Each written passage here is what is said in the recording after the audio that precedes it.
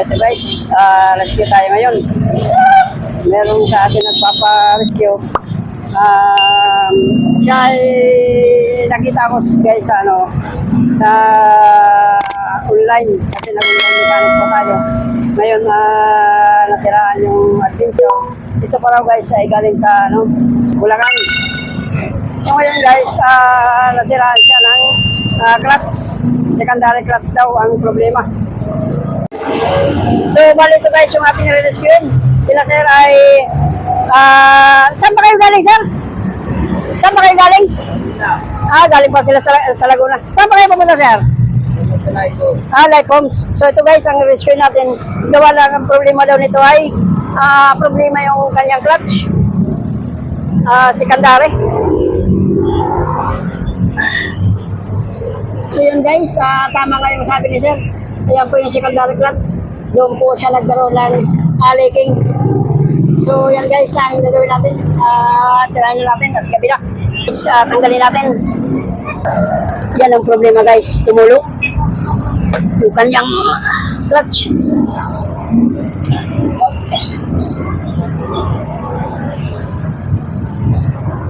So, ayan guys, bali tatlong tornilyo lang naman yan. Isa rito sa ating sa steel tube, tapos yung dalawang 14 na yan. Yun lang naman ang tatanggalin ng pagkalita.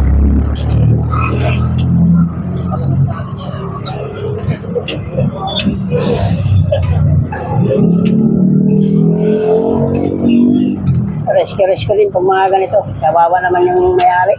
At siya ay malayo pang pupuntahan. Pag ganyan, tulungan natin. Kawawa naman pag ganito.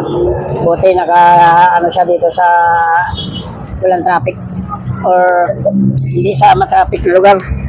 So ayan guys, ito ang naging dahilan kung bakit tumagas yan, yung kanyang secondary or repair kit. So ngayon guys, wala tayong assembly. Gagawin muna natin ng paraan para makauwi lang si sir. So ayan, lilinisan lang natin to. At pagkadating niya sa kanila, pwede nga lang ipagawa yan, palitan ng boto para mas matagal. So bali to, temporary lang to. No choice tayo guys, hindi magpalit na lang muna nito. Ito lang naman ang naging dahilan niya, pero para mas matagal, mas buo, mas maganda. Yun na lang. Ang gagawin nyo sir, pagka ganito, linisin nyo lang ng maayos. Mas maganda sana kung may liha, tapos may tubig. Pero sa ganitong sitwasyon, nasa tayo, lilinisin muna natin ang basahan sa loob yan. So okay na rin yan guys. Yun na lang sir, brake fluid na lang. At ito guys, ang ikakabit na natin. Sana parehas. Ito guys, yung ganitong adventure, parehas lang po ito sa L300 na FP type or Versaban, para parehas lang po twice. So yun ang kagandahan ng mga ganitong sasakyan, adventure, mga L300, Versaban. Ang kagandahan nito guys, hindi ito mahirap ang pyesa. Kahit saan ka, minsan makakatsamba ka, meron talaga.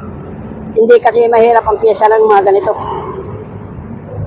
So ganyan lang guys, ang yan, isang spring, tapos yung isang buo na repair kit. So yan, parehas lang yan guys. Yun. Tapos, ikakabit na natin yung ating push rod. At ito sir, pagkadating mo, papalitan mo na ito para tayo, para sigurado na. Mura lang naman yan. Ito, temporary lang yung ginagawa natin. Para makarating ka lang. Kakabitan natin. At yan guys, ikakabit na natin yung ating clutch.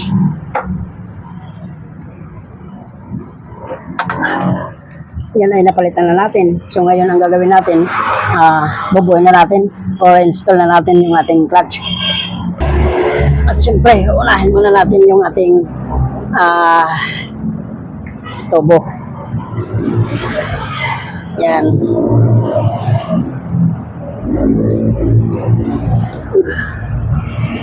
Kailangan may pasok muna siya.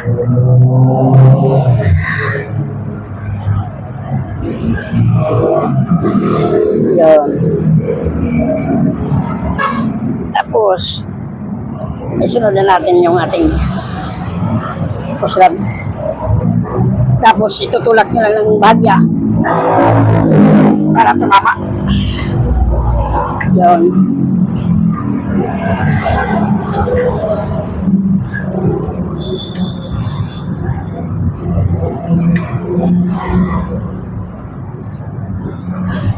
Sana dyan sa mga kapwa ko mekaniko, tayo po ay tumulong sa mga ganito kung pagka nasisiraan yung ating mga kababayan. Gaya sa akin, galing pa ako ng pinagbuhatan. Pinuntong ko pa yan dito guys sa may Ortigas para matulungan lang si sir sa mga ganitong sitwasyon. Kasi kung sa atin na lang mailagay ito, ay talagang napakahirap.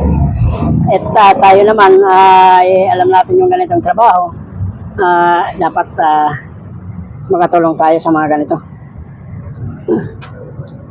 Tulungan natin yung mga gaya sa kanila na hindi alam yung mga ganitong trabaho.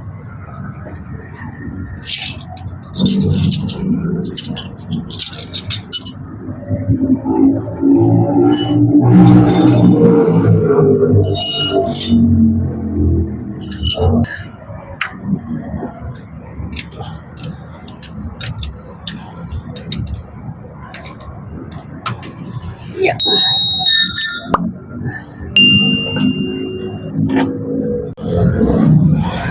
At then guys, ikabit ko na. Higpitan ko na lang ito guys.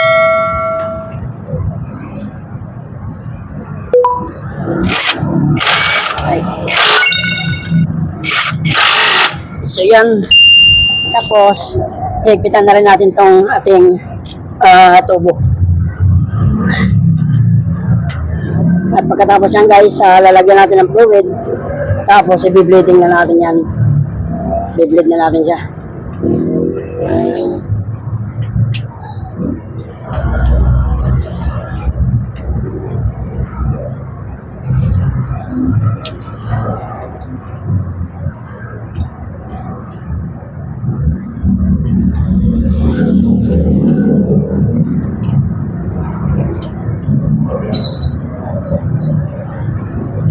Kawawa naman si sir, magagaling pa, pumunta pa siya ng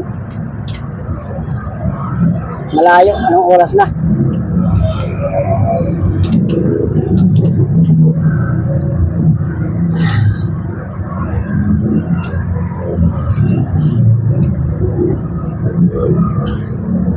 Tapos luluwagan natin yung blader para mamaya yan tayo mahirapan yung.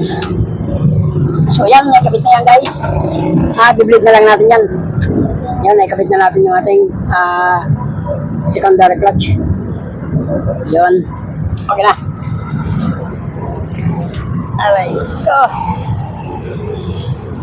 Let's go po. Ayan guys, empty po yung kanyang brake fluid. Tapos ito sir, pagkano, palinis mo yung yung tangke mo. Ayan, napakarami. Kaya tumagas yan. Ayan. Palinis mo yung na yan, tangke na yan. Marami. Kasi pag hindi mo nilinis yan, kahit magpalit ka ng bago, gagasgasin niya pa rin yung yung luma, yung bago mong secondary clutch. Kahit ito gagas sa dumi na ng fluid mo. Pati ito gagasgasin niya balang araw yung primary mo. Kaya mas maganda, mapalitan mo na mapalinis mo yan. O papalitan mo na rin to, itong kasi marami na yan, sigurado gastado na rin ang yan. Itong primary mo. Isang seat naman yan eh. Ito primary ang tawag dito, yung sa baba yung ginawa natin, secondary yun. So yan, okay naman, bagong pagawa pala itong sasakyan ni sir, yung pangilalim, may napansin ko. Tapos ngayon guys, sabi ko, ba't hindi pa nadama yung secondary clutch para hindi sana nabala. Sana guys, sa mga ganong mekaniko, pag meron tayong napapansin na sasakyan na kaya na hinalo o kailangang gawin, kung mura lang naman, palitan na rin natin para hindi mabala yung ating kababayan. Kaya rito, ayan, kabit na natin. Para hindi nabala guys, dapat palitan na lang. Yung ating sir, buti mayroong nagmabuting loob na enforcer, tayo ginalalayan para hindi siya dito mahuli. So yan guys, binibleed na natin. Sige, pawak sir, papak. Sige, bomba lang. Bomba yan. Kailangan, yan, gumagalaw na. Tumigas na sir. So ngayon guys, gumagalaw na siya. Ibig sabihin, tumutulak na yan. So, permis! Yan. Yan, wala nang fluid yan. Wala nang hangin yan guys pagka ganyan. So, ayun, nadali natin, nagawa na natin. So, ngayon ang gagawin natin ay ititestingin natin i-cambio. Yung ating start natin tapos testing natin cambio, guys. Yung ako naman sir, patingin ako. Meron na yan sir? Okay na yan. So yan guys, bali ang ayan, naikambyo na yung ating cambio. So naayos na natin yan. Ngayon, suggest ko kay sir ay magpalit ng primary clutch. Kasi bago na yung secondary niya, papalitan ng primary tapos secondary clutch yung suggest ko sir para mas lalong tumagal. So yung makina ni sir, nakikita ko, first time ko naman pero maganda pa yung makina ni sir. Matining pa yung andang, hindi siya palyado, walang kalampag. Ayos pa yung makina niya sir. So yun sir, okay na yan. Ayan si sir, tulungan natin. Ay hindi, okay na yan. Okay lang, ganyan. Pwede rin, nadagdaw ko konti. Kahit hanggang ano lang. Agad sa box.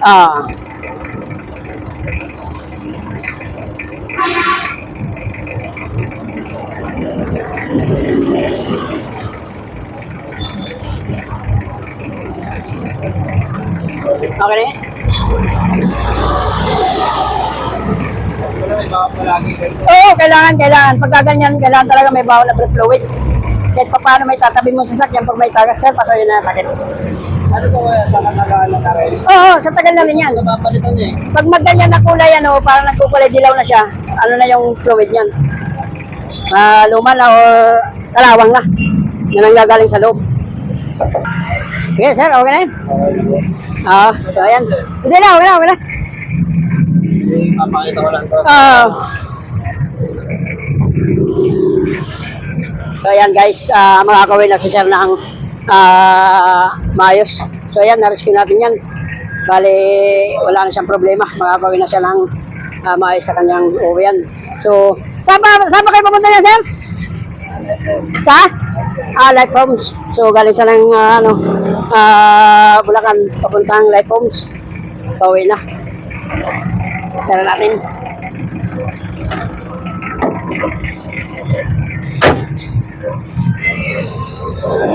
Ayan. Ikaw, magkano kaya? So ayan guys, traffic pa. Nandito tayo.